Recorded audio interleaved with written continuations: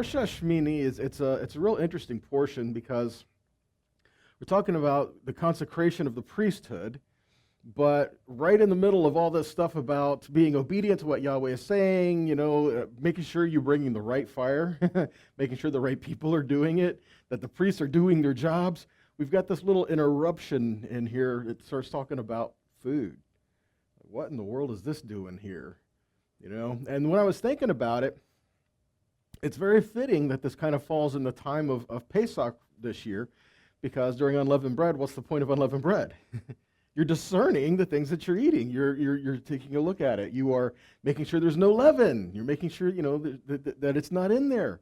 And that's what the Father is asking us to do in really everything in our lives, that we spiritually discern what we are allowing to come into us, but He wants us to make sure we're doing this in the physical as well. So there's some things that we learn in this. And there is a point, okay? I mean, does He really care? Well, He obviously does, because He told us about it, okay? So what is the point of it all? And the point of it, throughout all of the book of Leviticus, there's one major emphasis. Be holy. Be holy. Because He said He is holy and He wants His people to be holy. And so that affects how we live. That affects how we do things day to day. It's not like the one thing once a year that you do that defines who you are. It's the things that you do daily that define who you are. And what Yahweh is telling us to do is daily examine ourselves, examine our lives, and be careful of these things. So it's not just during unleavened bread, okay, do this. But if we're not living it the rest of the year and doing what He's saying the rest of the year, I mean, what's the point? Are we just trying to go through the motions, or do we really want to do it? See, so there's a difference in that. So it's got a lot to cover today. So I hope you guys are ready for it. I know a lot of this we've heard before. Some of it you may have not. But regardless, always good to get a refresher course, isn't it? Much like unleavened bread, during the time, don't eat yeast, don't do this. Even the medical professionals say it's good to do a yeast cleanse, right? It's good to get rid of the things that are in there. So the Father is trying to teach us how to do that. So let's jump into a few things.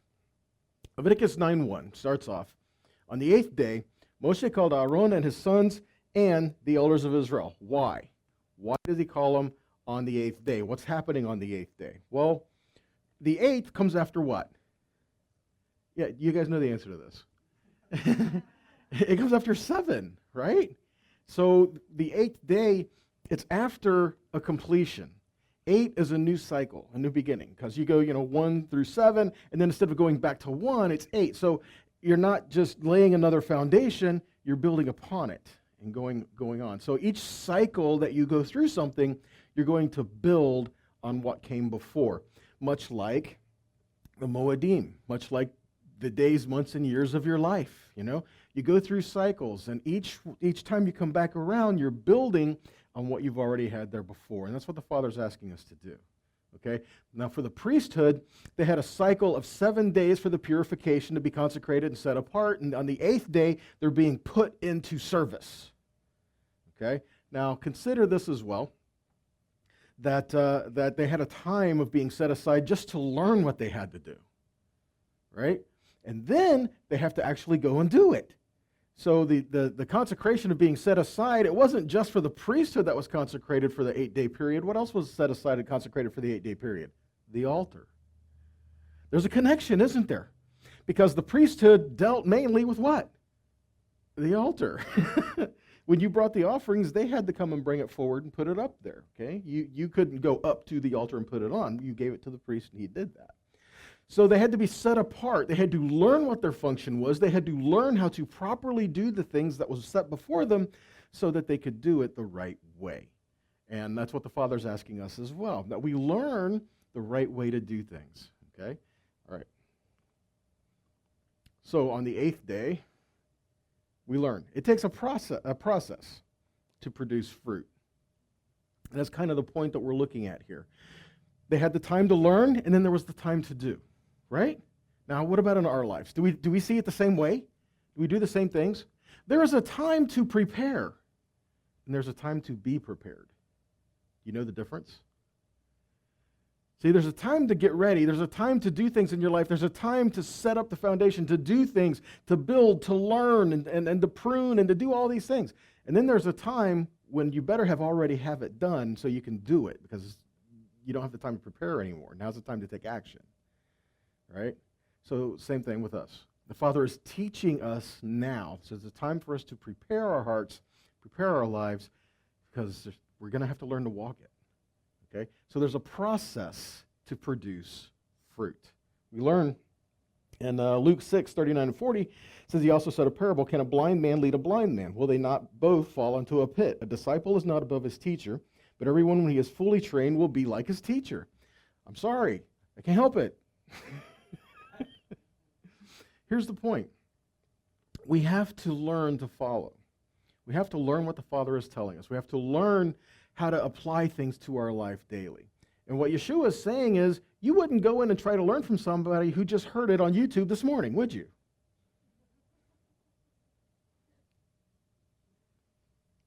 Let that sink in for a minute. You know, would you trust your car? Hey, are you a mechanic? No, but, I learned about it on YouTube this morning. And you know what? I know we all use YouTube. There's nothing wrong with that, okay? Because if it helps you learn, it's a good tool. But you can't call yourself a mechanic if you just looked up how to do it right now, okay? Again, there's a time of vetting, there's a time of process, and there's a time to have things in your life. I wouldn't call someone your teacher who hasn't been doing this for a very amount of time at all, okay? Same thing. We're learning spiritually how physical things fall in our life, all right? Next point. You will only appreciate something you've made an investment in. Is that true? Consider people who have been given everything. Do they appreciate it? No, not really. And I know this is a general term, and there's always exceptions to the rule, okay? But as a general statement, if someone's just been given everything, do they appreciate what they have? No, not really. Let me consider this. How many of you were given a car? How many of you worked for your car? How many of you were given a car, then you had to work for a car? Did you treat it differently? Yes, you did, because that's part of life. When you make an investment in something, you realize its value. Okay? And so what the Father is asking us to do is to make an investment in your life in Him. And we do that by reading. Reading the Scripture. We do that by relationship, by community, by learning from one another, and just day by day learning to walk these things out.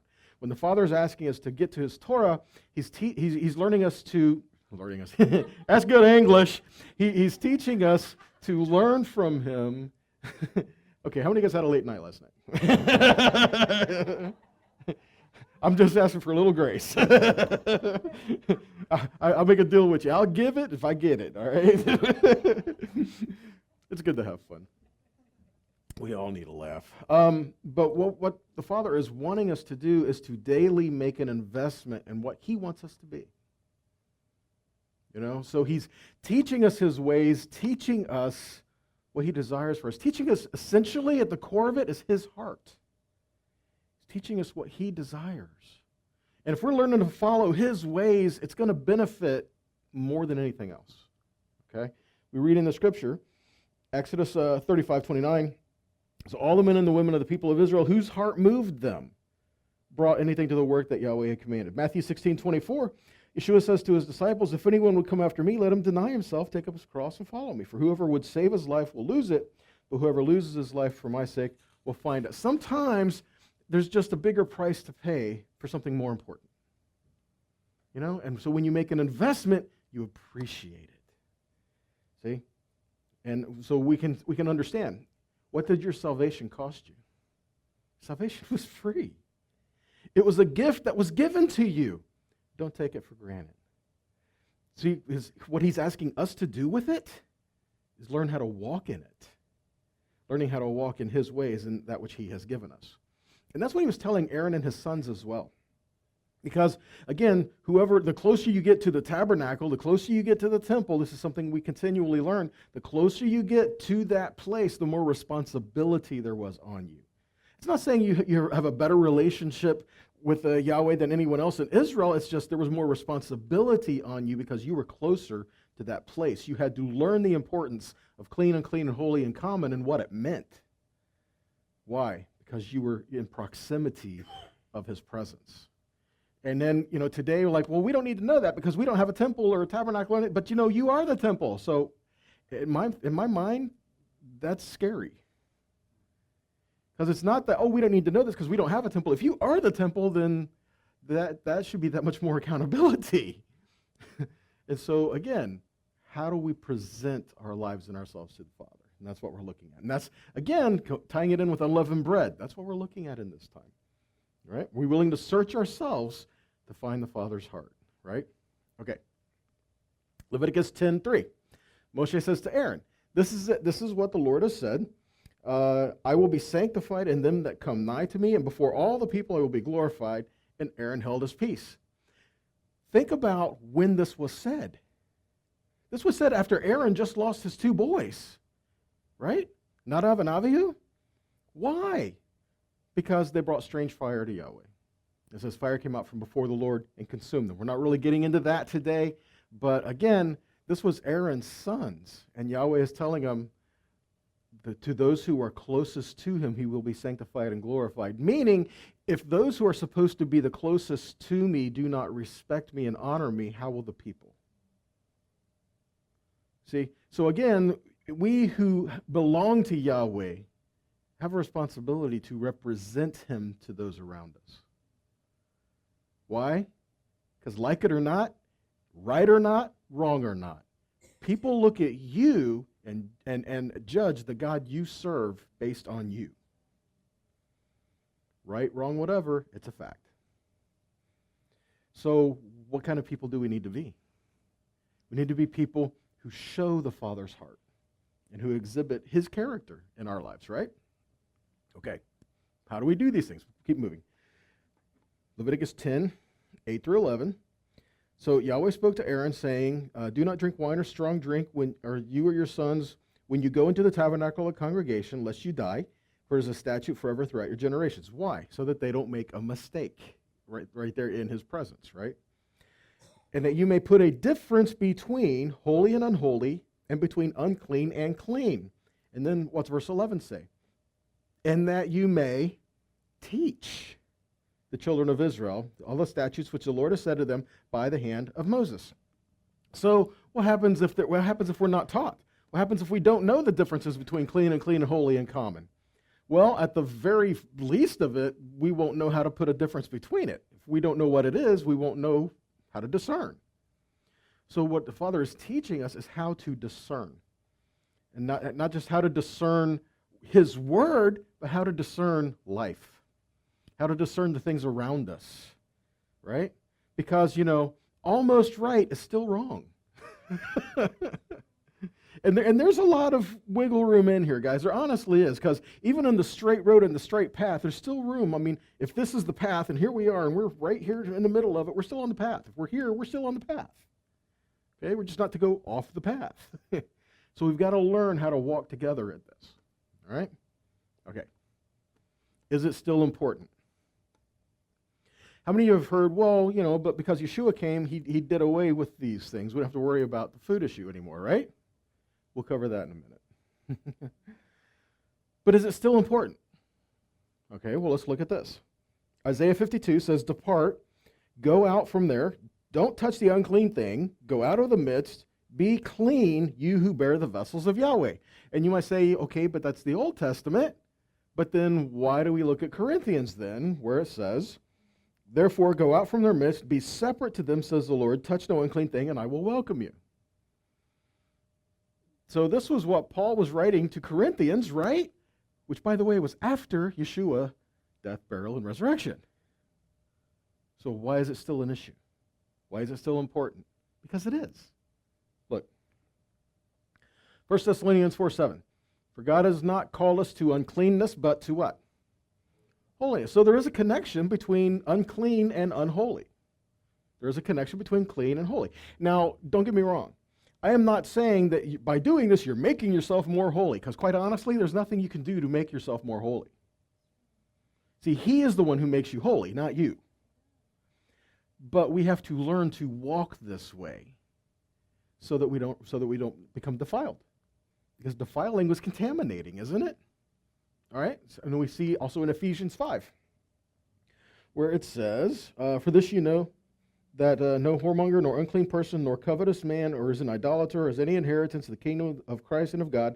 Let no man deceive you with vain words. Because of these things comes the wrath of God upon the children of disobedience. So again, we're looking at unclean and disobedience and how these things tie together.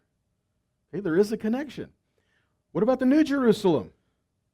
Right? You want to talk New Testament? Okay, let's go there. Okay? Revelation 21:27.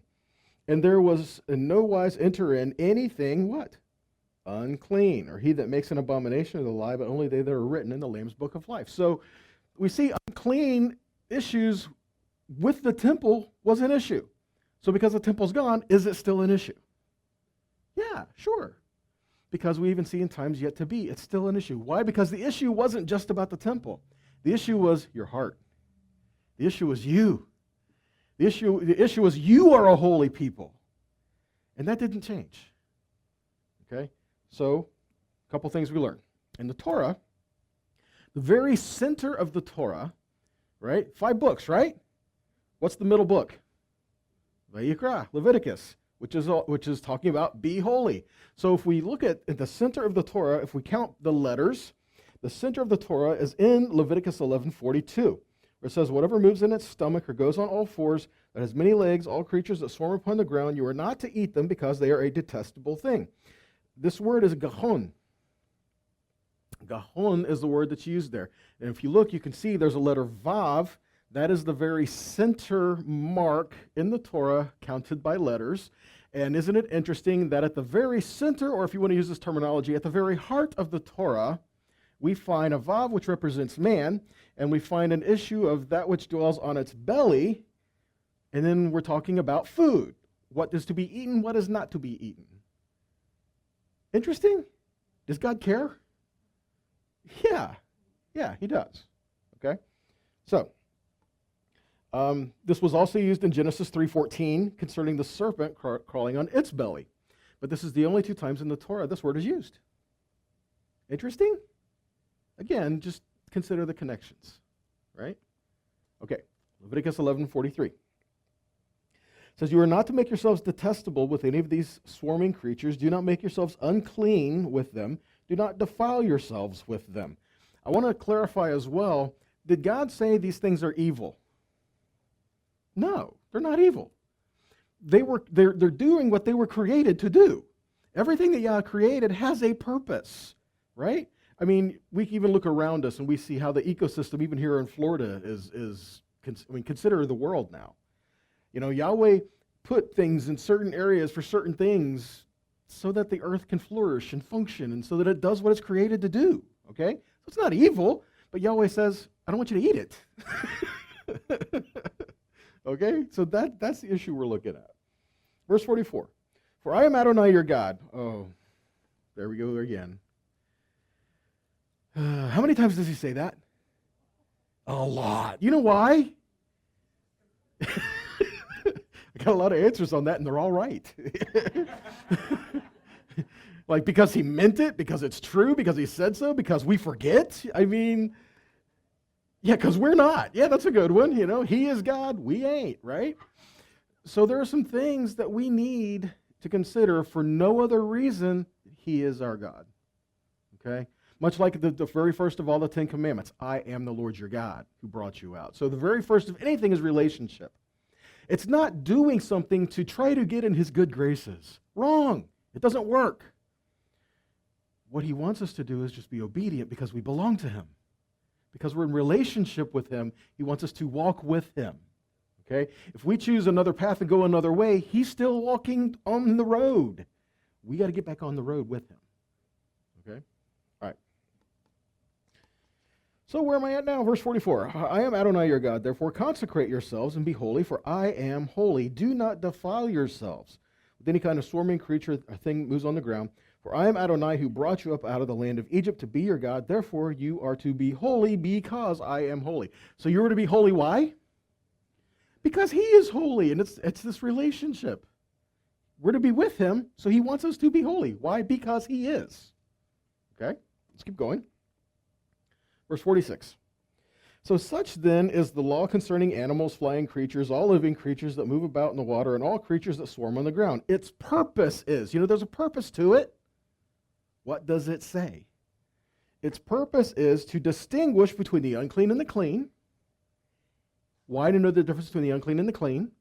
Because the clean animals could be used for certain offerings and certain things that were given, right? So, and the unclean, and between the creatures that may be eaten and those that may not be eaten. There's a difference, things to learn here, okay? So again, we're talking about the issues of clean, unclean, holy, common, and this is by no means an exhaustive teaching to cover every scripture that talks about it, but, how did Noah know what was clean? Someone had to have told him. Who was it? And so we have that. He had to know what was clean because God says, take this many clean animals, this many unclean, right? If he didn't know what it was, he would have just been guessing. And that's not what Yah wanted. Matter of fact, that's not what he does in our life as well. Okay? Talking about Romans, talking about the things that are eaten, to eat the things that are unclean, well, that's actually common. It's not about can you eat pork now, it's about eating food that has been defiled or offered to idols. That's what was being talked about in Romans. Cover a little more of that later. But like I said, there's a lot of ground you can cover in here. We're not going to get to it all today. All right? So first off, how do you know what is clean and unclean? You're given signs. You're to look for things, right? What are you to look for? So for the animals, there's two things, two witnesses. What is it? Completely split hoofs and chew its cud. Yeah, but what if it only two things? We try to make it more difficult, don't we? We're good at that. Yah said it's only two things. It's the animals, there's only two things you have to take a look at. Okay, completely split hooves. What if it's half split? We're good at half splitting hairs, aren't we? Two witnesses, two things to do there, all right? What about fish? Fins and scales. So if it's in the water and it doesn't have fins and scales, don't eat it. Is that hard? Scales are scales. Fish are fish. Right? Birds. The non-kosher name ones are named, so the unclean ones are named. So what if they're not on the list? We make it harder. Okay. Here's the one everybody has fun with. Insects. Ooh, man. Yeah, I know, right? So flying, teeming, walk on four legs, and they have jumping legs. Things like a cricket, grasshopper, locust. There's a lot of protein in locusts, so I've heard. I cannot testify firsthand. What about chocolate-covered ants? Does it fit? No. No. Okay. So again, just things we make. So we're just given a couple things, right? And what's the underlying issue of it all? Yahweh says, he doesn't say these things are detestable. He said eating it is detestable. He didn't say they're evil. He said, I don't want you to eat it. They have a purpose, right? And so what the Father is saying is that there are things that we can do that can bring a defilement to us and within us. And he wants us to remain a people that are clean because we are to be bearers of his presence, right? Okay, so clean and unclean. Unclean is not always sin. Is that true? That's true. It is not a guilt or punishment. Because let me put this by you. If you touched blood, what are you? You're unclean, at least till sundown. You make for sundown, then you're clean again, right? If you touch the dead body, it's 7 days. There are certain times and things that all fit criteria, okay? So being unclean doesn't mean you sinned. It just means you're unclean, right? So again, not all unclean is sin, but all sin is unclean. Okay? Make sense? All right. It is a ritual state of being. Like example, if you brought an offering, you had to be in a state of ritually clean. To be unclean was not a sin, but it was a defilement. However, if you were defiled and you went into the presence of Yahweh, you would die. See, because to be unclean wasn't a sin, but then if you were to approach him in that manner, then you are desecrating or his holy place. And he says you're not to defile my sanctuary that is in your midst.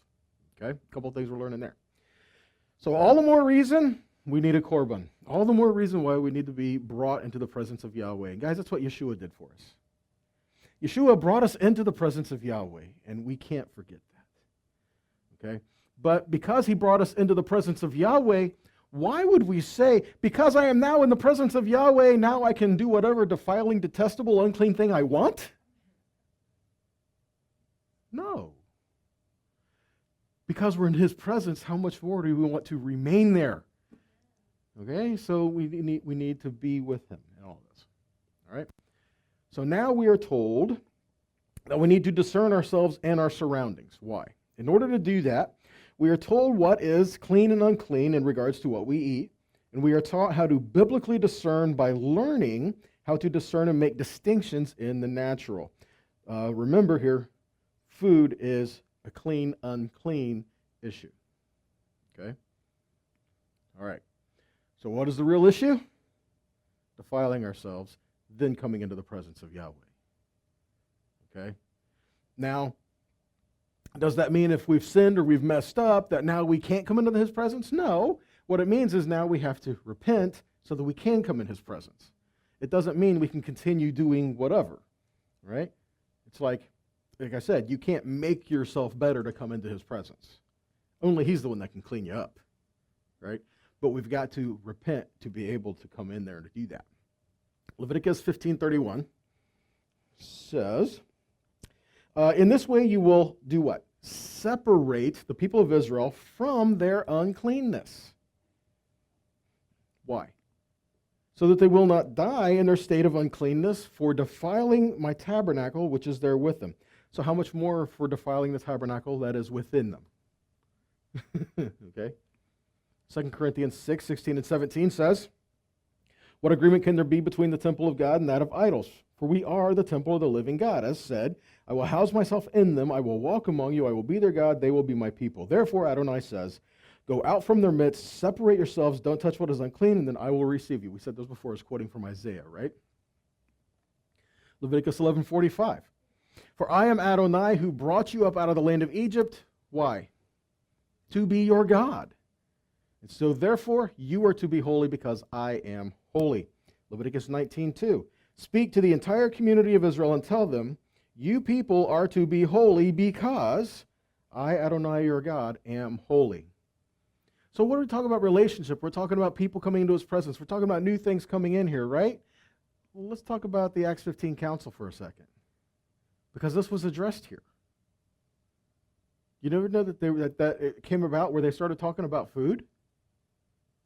Look, the question was, what do we tell the Gentiles who are coming to faith concerning circumcision? Which would mean what at the time? Understanding when they say that we have to circumcise them, it was not just a physical act, okay? Before they would circumcise them, they had to learn what it meant to have that done. In other words, let me kind of put it in this terminology. Before you can come into our membership role, you have to go to our new converts class. You have to learn our doctrines. You have to learn to think the way we think, do things the way we do them, then you can come in and be a member. And all that would fall in the same way of saying to circumcise them. So is that what God was saying? No. Matter of fact, when was Abraham circumcised? See, when Yah met Abraham, he wasn't. So again, is that the issue? No, not really. So what we're talking about here is a conversion to Judaism, and what they're saying is you have to be a Jew to serve God. Is that true? No. Okay, but that was the issue of the day. That's what was being said. Okay. Acts 15:1. But some men came down from Yehuda and Antioch and began teaching the brothers, you can't be saved unless you undergo the Brit Milah, the circumcision, in the manner prescribed by Moshe. But some of those who had come to trust were from the party of the Pershim, the Pharisees, and they stood up and they said, it is necessary to circumcise them and direct them to observe Torah. So what was going on? What was happening? Well, James is the one who stood up and kind of said, okay, here's what we're going to do. Okay? Why would James know anything about that?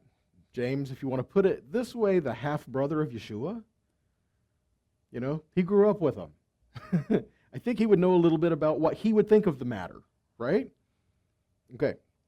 What did he say? Acts 15:19. Therefore, my opinion is that we should not put obstacles in the way of the Goyim, the nations who are turning to God, but instead we should write them a letter telling them to what? Okay, so let's look at it. 1, to abstain from things polluted from idols. What does that mean? That means defilement. What things would be given to idols? What things would be polluted for idols? The offerings. Does it matter what kind of thing it was? No. Does it matter if it was a lamb? Does it matter if it was a cow? Does it matter if it was, a sheep or a goat or a pig or whatever? It was offered to an idol. Doesn't matter. We're not talking about clean or unclean. We're talking about idolatry. Okay? Next, from fornication, which is sexual immorality, and from things strangled, that's a kosher issue. Okay, because even it says don't eat the blood, right? That's a kosher issue. In order for the meat to be proper, it had to be properly slain. All right? Then, and from blood, because the blood, what does the Scripture say? The blood is given to make atonement on the altar, right? So again, we're talking about these 4 things that were given to them, and it's funny how a couple of them are dealing with kosher, right? Then the next thing says, verse 21, for from the earliest times Moshe has had in every city those who proclaim with him his words being read in the synagogues every Shabbat. So what is he telling them to do? Go to the synagogue on Shabbat to hear the Torah taught. People ask us, why do you go through the Torah? Why do you teach the Torah? Why do you do this? Well, because we're told to. We're supposed to, right? Even Yeshua, when he went to the synagogue on Shabbat, which he did do, what did he read? Right? They read from the Torah, and they talked about it. They discussed it. So again, we learn to walk with him, and then we learn week by week how we're to do these things. Now, if the apostles had no concern for dietary things, in other words, if they didn't care, then they would not have had a concern for how food was handled. Is that true? Okay. James said, stay away from things strangled. Peter said that he had never, what's the word? Never, which means never, okay? I have never eaten anything considered unclean. Let me ask you a question. How many meals do you think he ate with Yeshua? Yeah, once or twice. And consider this as well. When people always talk about, Paul confronting Peter because he was eating with the Gentiles. Did it say what they were eating? No. So was he eating something that would have been unclean? No. Right? Because that's not what he said. Peter says, I've never eaten anything unclean. This is in Acts 15, which, by the way, is after Acts 10, if I'm not, I could be mistaken. But is it 15 after 10? Look, Leviticus 11:45. I am Yahweh that brought you up out of the land of Egypt to be your God. Therefore, you shall be holy. Why? Because I am holy. All right, we see this. Continuing on, Leviticus 11:43-47, to go to verse 46. Such then is the law concerning animals, flying creatures, all living creatures that move about in the water, and all creatures that swarm on the ground. Its purpose is, again, what? To distinguish between the unclean and the clean, and between the creatures that may be eaten and may not be eaten. So what was Peter's vision about? In Acts chapter 10, what was Peter's vision about? Peter was staying with some people out by the seashore, a tanner. Won't go into those details, but let's just say it smelled. And he was up on the roof. Probably get a better breeze up there. And what was he doing? thinking. And it says he started to get hungry. And he kind of fell into a trance. He had like an open vision kind of thing, right? So what happened? Let's look at it really quick. Acts 10:10. So he began to feel hungry, and he wanted something to eat. But while they were preparing the meal, he fell into a trance, in which he saw heaven open, and something that looked like a large sheet being lowered to the ground by its four corners. Some say it was a tallit. In it were all kinds of four-footed animals, crawling creatures, and wild birds. And a voice came to him, "Get up, Kepha, slaughter and eat." Peter, get up, kill and eat. Verse 14. But Kepha says, "No, sir, absolutely not. I have never eaten food that was unclean or trife." So God says, "Peter, I want you to get up, kill and eat. You're hungry, go ahead and do it." And he says, "No," to God. I mean, seriously, think about it.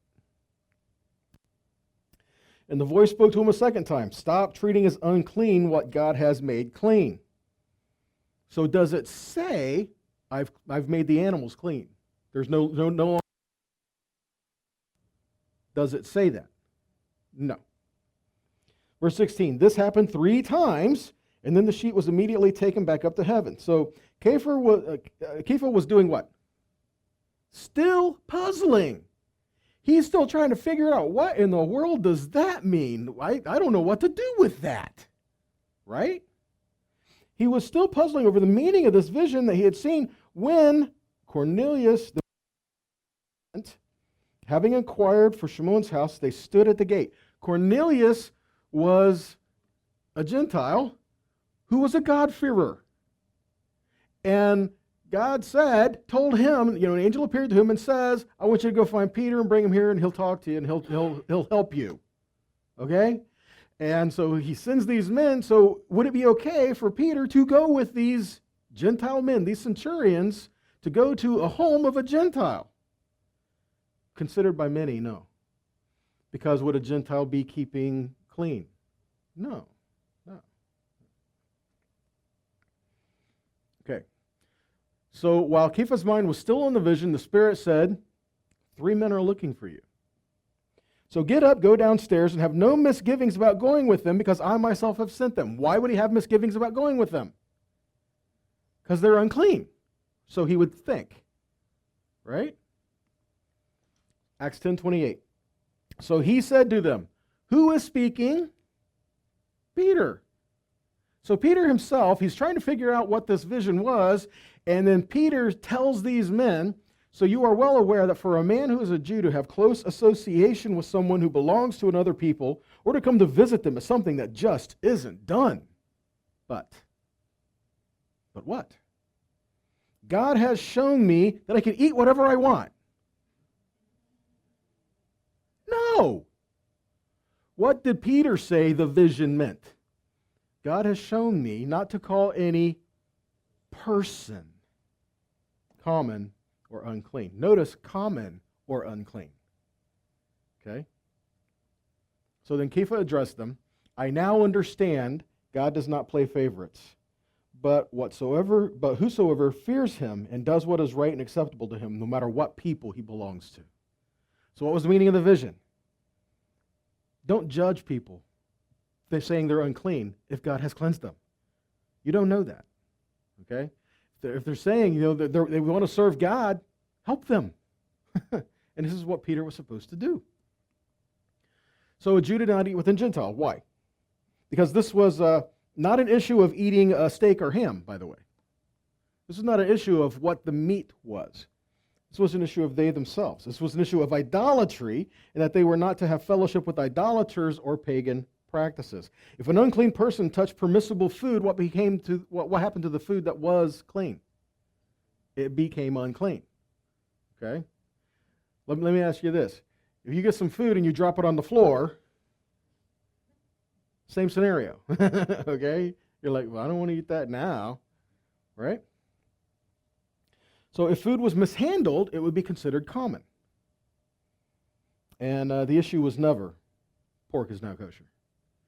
I'll put it to you this way. Yeshua did not suffer, die, was buried, and resurrected so that we could have him.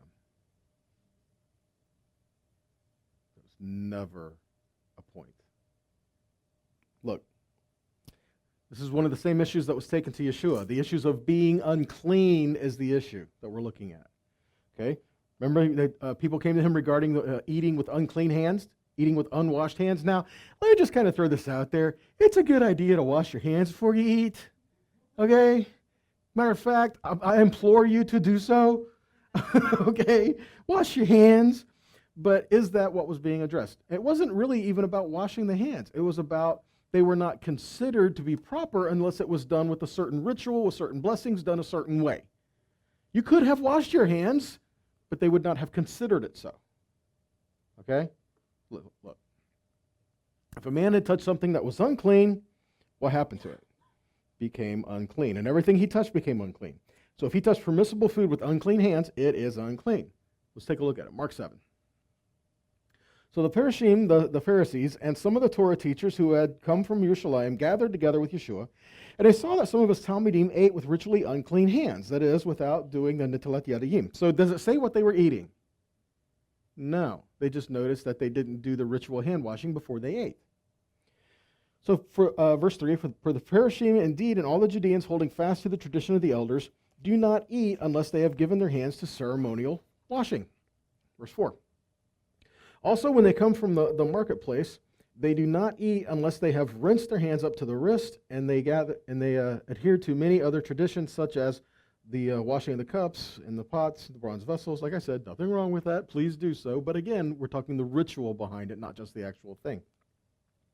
Verse 5, so the Parashim and the Torah teachers asked them, why don't your Talmidim live in accordance with the tradition of the elders, but instead eat with ritually unclean hands? Do you know what the actual question is?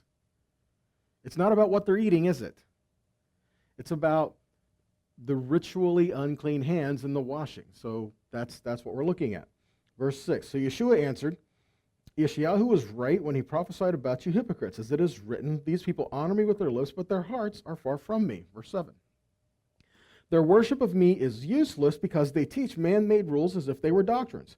So you depart from God's command and hold on to human tradition. Indeed, he said to them, you have made a fine art of departing from God's commands in order to keep tradition.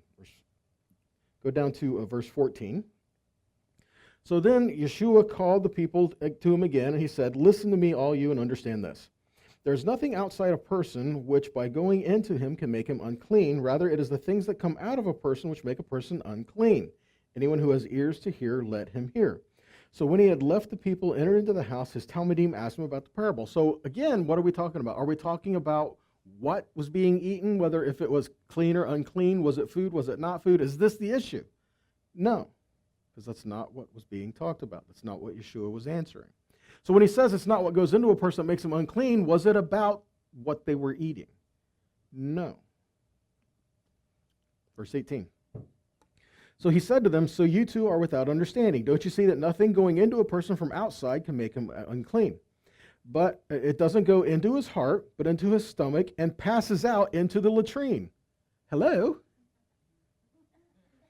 And then it says, thus he declared all foods ritually clean, which, by the way, that little phrase is not in the early texts. So it is what comes out of a person, he went on, that makes him unclean. So again, the side note on verse 19, where it says purging all the meats, purging all the foods, where it says it goes out, right? Again, the word that's used here, if you look at in the King James, right, the text that's being used, the word there is broma. Broma. So what is the definition of broma? The word that's used there for food. The definition of the word used there for food is that which is considered according to Jewish law. Think about that for a second. The definition of what is food, according to the Greek, is that which the Jews say is food. So is it really about what they were eating? Again, really consider. Mark 7:21. So for from within, out of a person's heart, come forth wicked thoughts, sexual immorality, theft, murder, adultery, greed, malice, deceit, indecency, envy, slander, arrogance, foolishness. All these wicked things are done from within. They make a person unclean. So again, it's the issues of the heart that overflows and the things that we do that we're talking about being unclean, right? What about, so continuing along the line of the food and what we're eating, what about Daniel? Many people say, well, I'm going to do a Daniel fast, and they have no idea what that is or why he was doing it. Right? Here's something else to look at. Why was Daniel say that he would abstain from eating meat? It wasn't just meat. It was the king's meat. There's a reason there, okay? If you look at it, Daniel 1:8, it says, Daniel resolved that he would not do what? Defile himself with the king's food or wine. Why would that matter? Not just the king's meat, but the wine. And so he asked the chief officer to be excused from defiling himself. Daniel 1:12. So please try an experiment on your servants. For 10 days, give us only vegetables to eat and water to drink. Why? Why do we say just give us the vegetables? Because those would not have been offered to an idol. Daniel 1:16. So the guard took away their food and the wine that they were supposed to drink, and he gave them vegetables. So again, the king's food was offered to idols. So it was common. It didn't say what the food was. It could have been something that was permissible, but it was offered to an idol. It's just the way it functioned. Okay? So it would have been considered common. The first of the wine would be poured out as a drink offering to an idol or a god. So again, what happens if the first was poured out to an idol or to a deity? Then that would be offered to do so. You don't partake of the rest of it, right? Same thing. This was even the case in the markets in the first century. It's not about what was it. You could go here and buy a lamb from someone who was certified, they're doing it right. And then go over here, just someone from the nations who you don't know who they are, you don't know what they're doing, and they don't serve God. It could be the same thing. They could both have a lamb, but maybe he's offering it up to an idol. That was the issue. Okay? We're talking about idolatry, things that are called common. Exodus 34:12. Be careful not to make a covenant with the people living in the land where you're going, so that they won't become a snare within your own borders. Rather, you are to demolish their altars, smash their standing stones, and cut down their sacred poles, because you are not to bow down to any other god, since Adonai, whose very name is a jealous God. Verse 15. Do not make a covenant with the people living in the land. It will cause you to do what? Go astray after their gods and sacrifice to their gods, and then they will invite you in eating their sacrifices. So the whole idea of not going in there is so that you don't end up in idolatry, serving the other gods, doing these things, and being caught up in these things that God says don't do. Right? Does Yeshua care? Yeah. Yeah, he does. Look. Revelation. Chapter 2, verses 12 to 14. To the angel of the community of Pergamum write, here is the message from the one who has a sharp double-edged sword. I know where you're living, and that their adversary's throne is, yet you are holding on to my name. You did not deny trusting me, even at the time when the faithful witness Antipas was put to death in your town, this is where your adversary lives. Nevertheless, I have a few things against you. You have some people who hold to the teaching of Balaam. What was the teaching of Balaam? Who taught Balak to set a trap before the people of Israel so that they would eat food that has been sacrificed to idols and commit sexual sin. To eat food that was given to idols? To eat food that was slaughtered in the name of a different god? Revelation 2:18. To the angel of the community in Thyatira write, here is the message from the Son of God, whose eyes are like a fiery flame, whose feet are like burnished brass. I know what you're doing, your love, trust, service, and perseverance, and I know what you're doing more now than ever. Verse 20. But I have this against you. You continue to tolerate the Jezebel woman, the one who claiming to be a prophet, but is teaching and deceiving, who? My servants, to commit sexual sin and eat food sacrificed to idols. Is this an issue of what kind of animal it is? No. It was an issue of idolatry or not. 1 Corinthians 10:18-21. So look at the physical Israel. Don't those who eat the sacrifices participate in the altar? Remember, we're going through Vayikra, Leviticus, and remember there are offerings that you brought that was considered the table of Yah, and you got portions of that back for certain offerings, right? You are partaking from his table. Would it be considered the same for idols? Okay. So look at physical Israel. Don't you know that those who eat the sacrifices, they participate in the altar? So what am I saying? That food sacrificed to idols has any significance in itself, or that the idol has significance in itself? No. What I'm saying is that the things which the pagans sacrifice, they sacrifice not to God, but to demons. And I don't want you to become sharers of demons. Know what God said? I don't want you to do the things that the nations are doing to their gods, right? Verse 21. You can't drink a cup of the Lord and the cup of demons. You can't partake in both the meal of the Lord and the meal of demons. This ties in line with you have one master. You know, you either do what he says or you don't. Now, again, thank God when we mess up, we have an advocate to help go before us and help bring us back into the heart of the Father, because we need that, okay? But it doesn't mean that we don't try. Right? Look, 1 Peter 1:15. On the contrary, following the Holy One who called you, become holy yourselves in your entire way of life, since the Tanakh says you are to be holy because I am holy. 1 Peter 2:5, you also as lively stones, living stones, are built up as a spiritual house, a holy priesthood, to offer up spiritual sacrifices acceptable to God in Messiah Yeshua.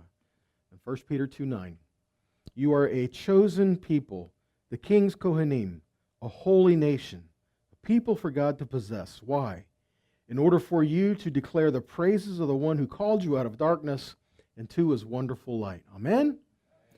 The things that the Father is asking us to do is nothing more than to walk with him. Learn his ways, learn his heart, so that we can be where he goes.